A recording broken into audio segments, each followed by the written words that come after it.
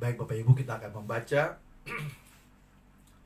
satu bagian firman Tuhan dalam Yeremia 17. Yeremia 17 ayatnya yang ke-5 hingga ayat yang ke-8. Itu menjadi dasar kita memahami firman Tuhan pada malam hari ini. Yeremia 17 ayat yang ke-5 hingga ayat yang ke-8. Demikian firman Tuhan. Beginilah firman Tuhan. Terkutuklah orang yang mengandalkan manusia, yang mengandalkan kekuatannya sendiri, dan yang hatinya menjauh dari Tuhan. Ia akan seperti semak bulus di padang belantara. Ia tidak akan mengalami datangnya keadaan baik. Ia akan tinggal di tanah angus, di padang gurun, di negeri padang asin yang tidak berpenduduk. Ayat yang ke-7. Diberkatilah orang yang mengandalkan Tuhan, yang menaruh harapannya pada Tuhan. Ia akan seperti pohon yang ditanam di tepi air, yang merambatkan akar-akarnya di tepi batang air, dan yang tidak mengalami datangnya panas terik, dan daunnya tetap hijau, dan tidak khawatir dalam tahun kering, dan yang tidak berhenti menghasilkan buah. Bapak Ibu, kalau boleh jujur, biasanya dalam hidup ini, ketika kita mengalami kesulitan, terutama dalam hal kebutuhan hidup, kebutuhan keuangan misalnya, di dalam keadaan seperti itu, biasanya yang kita pikirkan adalah bagaimana kita meminta pertolongan teman kita yang kita harapkan dapat membantu kita. Bapak Ibu Saudara kasih dalam Tuhan, malam hari ini saya menyampaikan satu tema tentang janganlah kita memiliki mental pengemis. Kenapa saya merasa perlu untuk menyampaikan hal ini, Bapak Ibu? Jujur bahwa saya juga melakukan banyak kesalahan-kesalahan, baik di dalam hidup maupun di dalam pelayanan. Nah, sebab itu kesalahan-kesalahan yang saya pernah lakukan ini, saya ingin bagikan kepada Bapak Ibu Saudara supaya kita jangan melakukan hal seperti itu. Apa yang saya maksudkan bahwa saya juga melakukan kesalahan-kesalahan? Saya ambil contoh aja ya, di dalam pelayanan.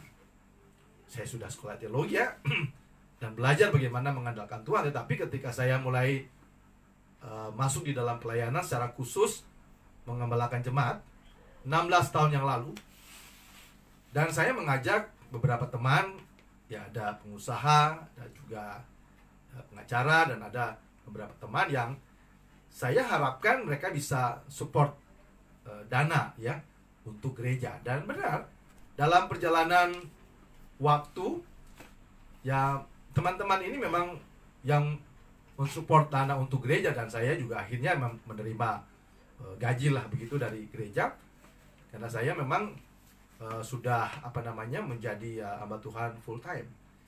Bertahun-tahun berjalan, dan tanpa disadari saya justru dalam pelayanan yang saya mengandalkan teman-teman. Saya harus jujur katakan bahwa itu yang saya lakukan. Namun kemudian kira-kira beberapa tahun berjalan, ada 8 teman majelis yang sebenarnya biasanya ikut support dana untuk gereja, meminta izin untuk keluar. Dan saya tidak menyalahkan mereka. Dan saya tahu di sini Tuhan sedang mengajarkan saya.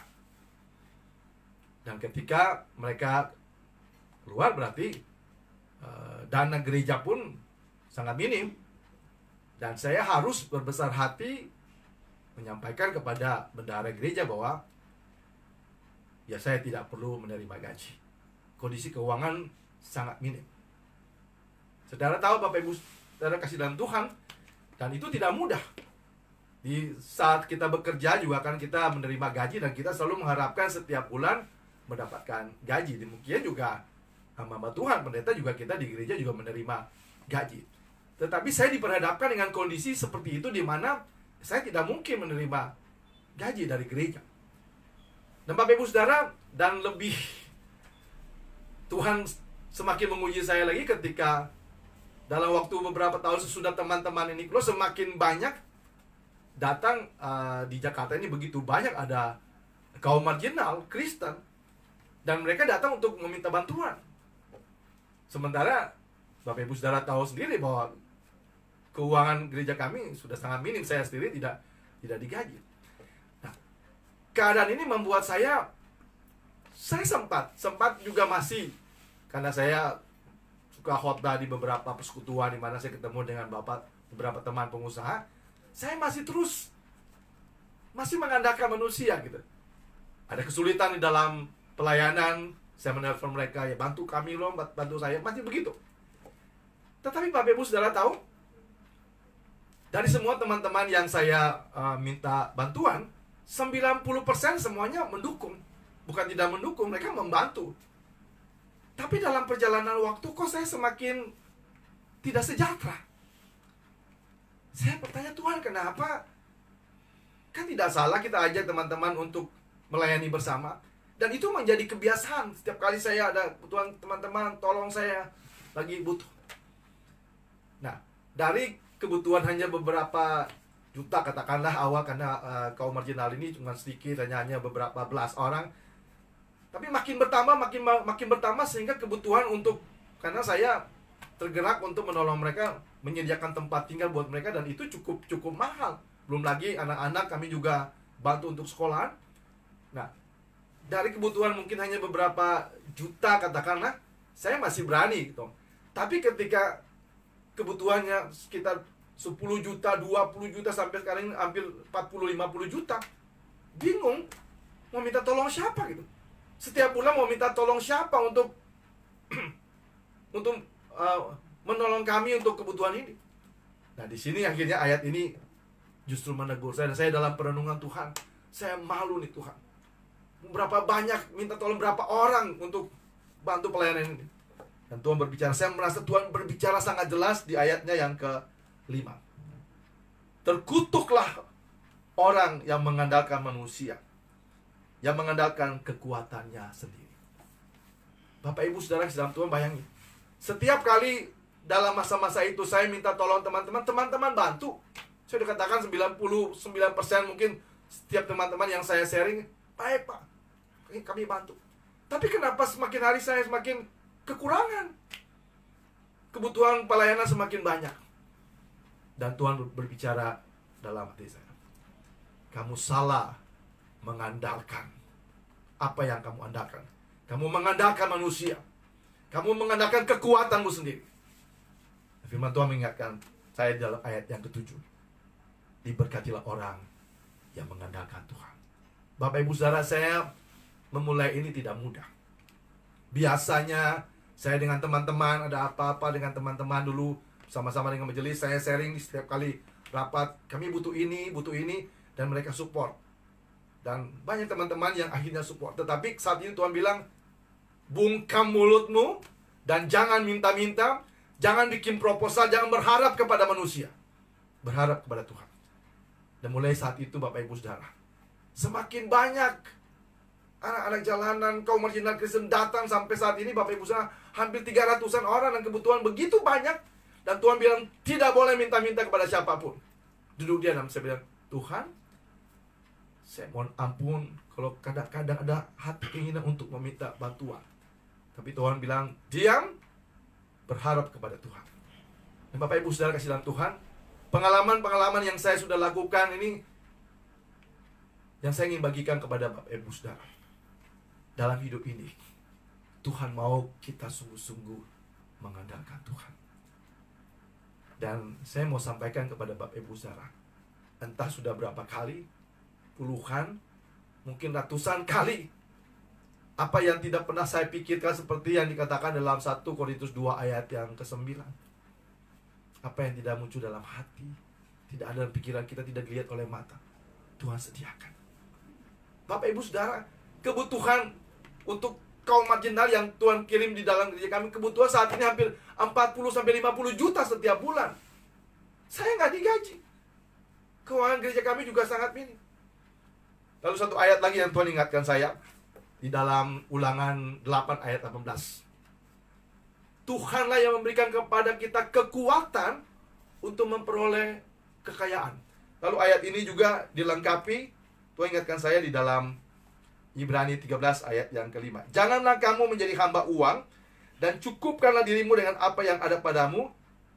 Karena Allah telah berfirman, aku sekali-kali tidak akan membiarkan engkau, dan aku sekali-kali tidak akan meninggalkan engkau.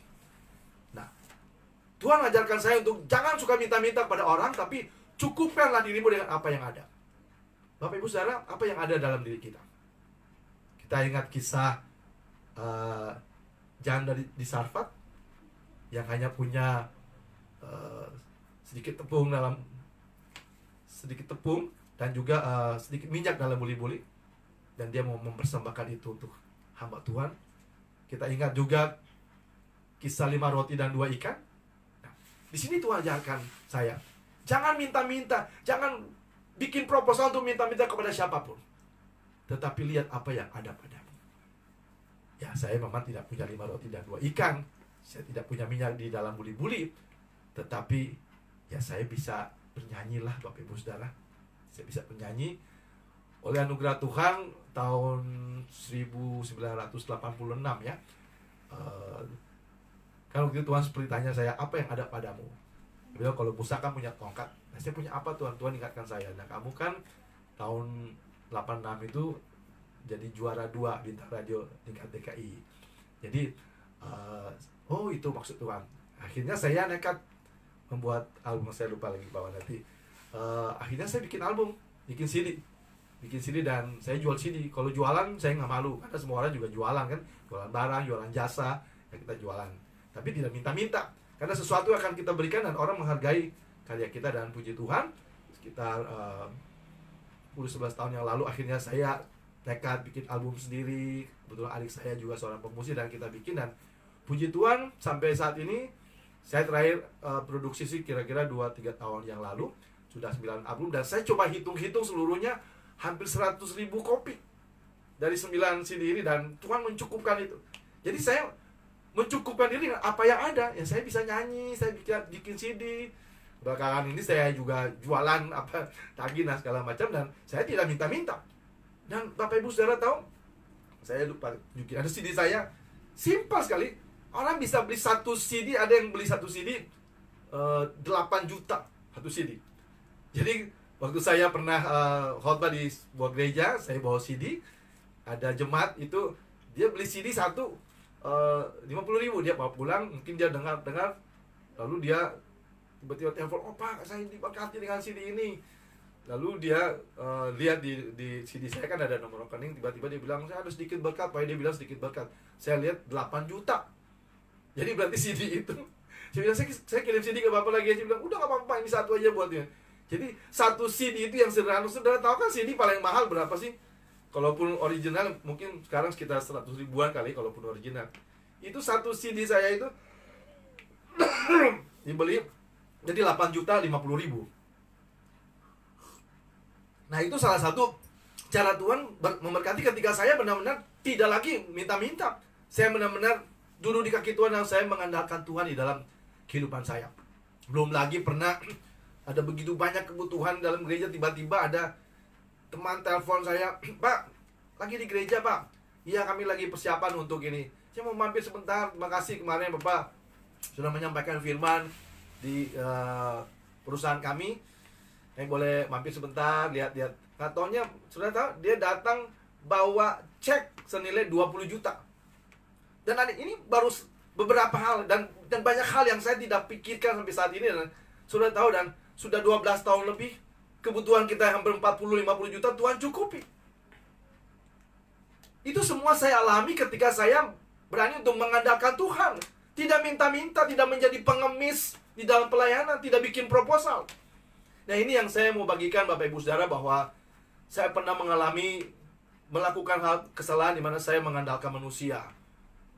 Tapi ketika saya benar-benar mengandalkan Tuhan, Di saat ini ketika saya ada kebutuhan, saya cuma berdoa, Tuhan belajar, ajarkan saya untuk mencukupkan diri dengan apa yang ada, terus melangkah. Dan sampai saat ini Bapak Ibu Saudara, saya boleh tenang. Seperti tadi firman Tuhan katakan di dalam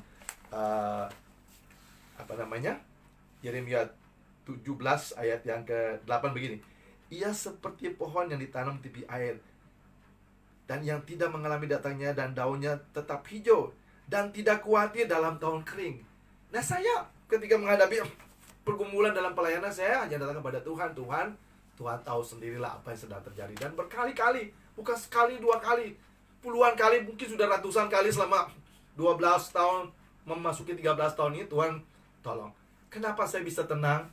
Bukan karena saya kaya kan, saya tetap hamba Tuhan full time, karena saya mengandalkan Tuhan.